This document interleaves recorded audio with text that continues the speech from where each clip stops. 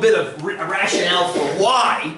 Do you remember the result when we, forget these brakes, do you remember the results that we got when I switched out cantilevers and went to normal mini Vs? Why did I switch them out? You couldn't stop.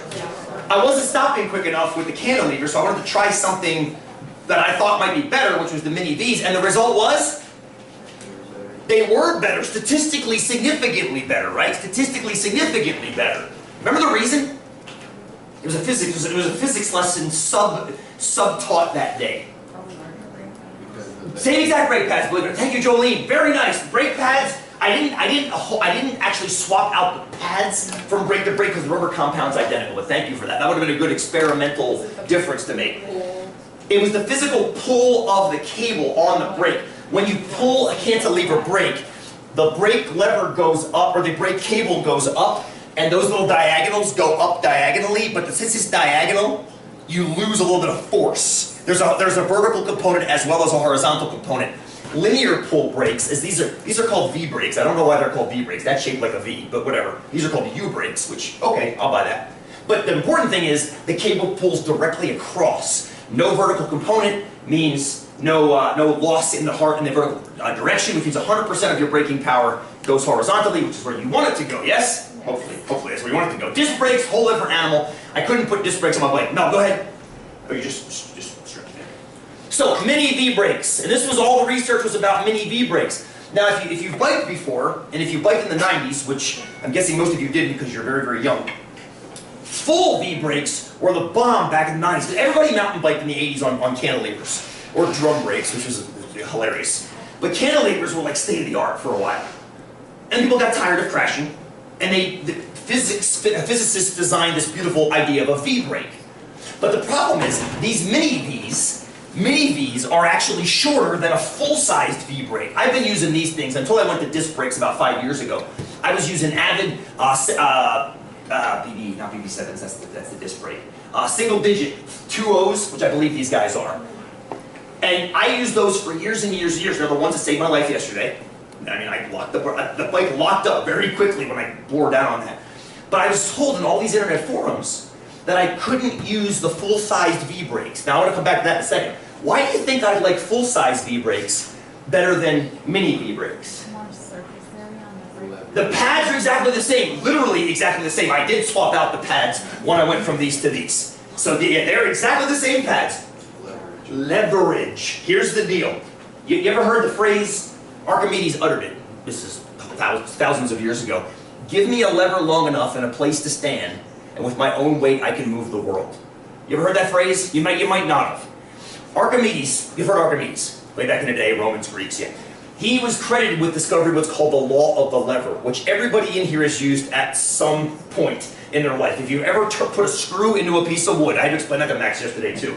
We were at a building site trying to build stuff out of scrap wood, and he wanted me to nail a nail into wood, and he kept splitting the wood.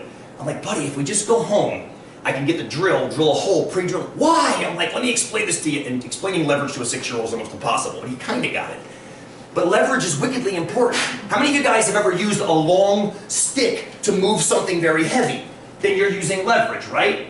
You have a fulcrum, and you place a lever. A seesaw is a great example of this. But if you move the fulcrum to one side, you can put heavier stuff on the other side, and lighter stuff on the long side will actually counterbalance that. I moved rocks weighing hundreds and hundreds of pounds in my yard doing this without breaking my back. So the further the lever arm, the more leverage you get. Can you see the difference in the length of the lever arms on these? It might be kind of hard to see because of the pictures, but these guys have about an extra 3/4 of an inch of leverage, which would mean more braking power. Right? Would mean more braking power. And like I said, yesterday I slid directly into that lady's fender almost. It was inches, one of those like movie moments. And literally inches away. So they'd have plenty of leverage, but my question was, is it worth putting these on the bike? So I had an extra set of them that I was going to upgrade if it was better. So here's the data. I ran the exact same experiment a third time. Exact same experiment a third time. There it is right there. What do you think? What do you think? Is it better than the second time? Or better question than that. Can we see a difference across all three of them? What do you think? At first glance. It's a little bit Yes. Vote for yes. Now clearly, we know that these two already had a difference.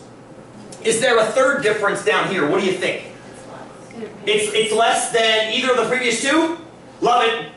Love it. Let's begin saying yes, we agree with that too. Beautiful.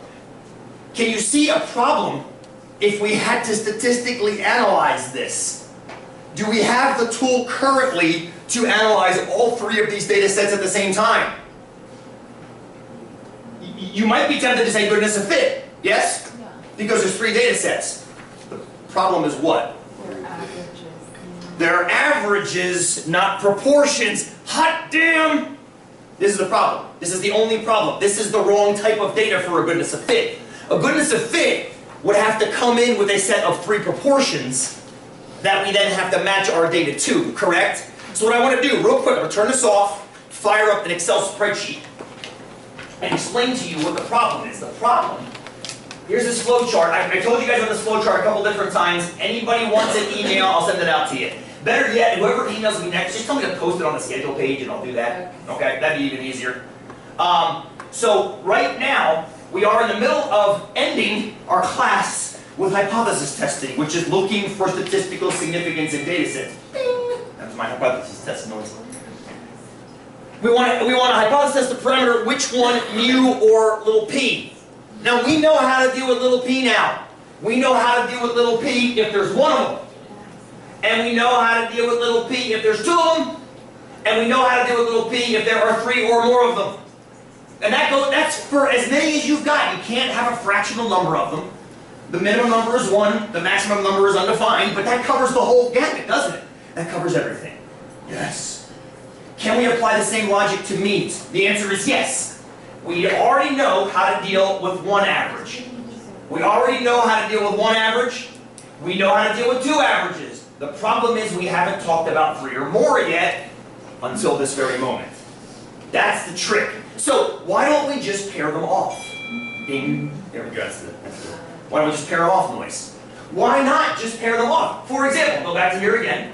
Why not just compare cantilevers to mini Vs, cantilevers to full-size Vs, and then mini Vs to full-size Vs?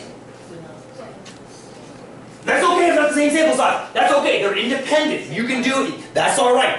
I love Guy's point, though, because on your exam for next week, you do have a very small data set where you do what's called a matched pair analysis, this minus this minus this, and you have to pair them off. You're not pairing these off. These are three independent tests. But what's the statistical reason why you don't want to compare this one to this one, and then compare this one to this one, and then compare this one to this one? Our margin of error, our confidence. Your confidence goes in the toilet, correct? With every additional pairing, your confidence goes in the toilet again. So you want to analyze all three simultaneously at the same time, just like we did with goodness of fit. It's the same reason goodness of fit. We did that 2 weeks ago. I know you're trying to forget it already. But 2 weeks ago with the iPod randomizer, we tried to micromanage by looking at each individual song and testing each individual song. And the problem with that is confidence goes in the can. You want a test that actually does all three at the same time. Now what I want to do is I want to take a step back. Actually, I'm going to keep you guys out for a break here, because I'm looking at the clock and I can't do this in 3 minutes, and I'd rather you go get refreshed before you come in and kind of check this out. So let's take 5. Come sign a letter if you'd be so kind. That'd be great to have your signatures on there when I mail it off to Jeffrey. He actually sees it. Jeffrey. Take 5, go get some air, go get some water, come back, we'll talk about how to do this. Yes.